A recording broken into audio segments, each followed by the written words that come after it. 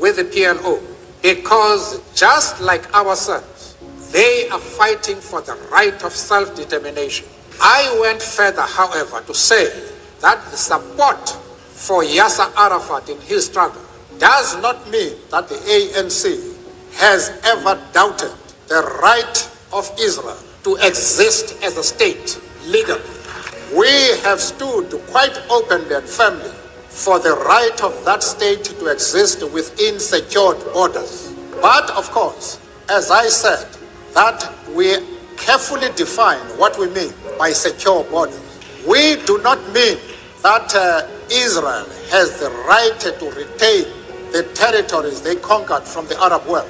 Those territories should be returned to the Arab people. They buried me alive. They put a concrete on my grave. And they did not know they were planting a seed. Through the concrete, I decided to rise. They couldn't believe it, that I was rising on a concrete.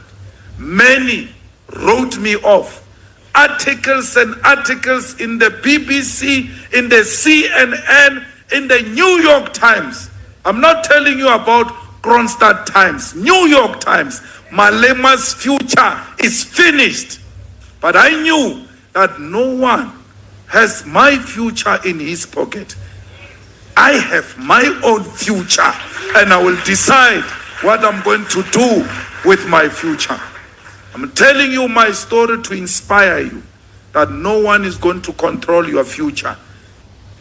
It's glaring hypocrisy when you have Republicans on the other side of the aisle trying to create definitions and say Rashida wants to annihilate people, when Max Miller himself went on TV and said we're turning Gaza into a parking lot and we want to annihilate Palestinians. Nobody condemned him on that side of the aisle.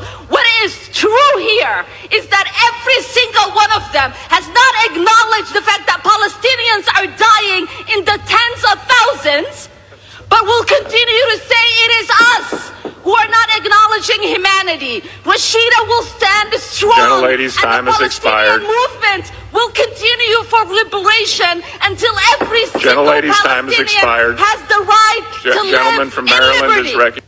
It is. There won't be an Israeli embassy under the EFF until human rights are respected in Palestine. We are beneficiaries of international solidarity. We will not allow any of the teams, any of our people, to go and participate in sporting activities or festivals or anything of that sort in Israel that is stolen and continues to kill and oppress the people of Palestine. So we're not downsizing. We're going to withdraw our embassy from Israel, and we're going to chase away the Israeli embassy in South Africa. If we can't do that, then our solidarity with the Palestinians is a lip service. We need action, and not only with regard to embassy and cultural activities, including economic activities. We ought to cut ties with Israel.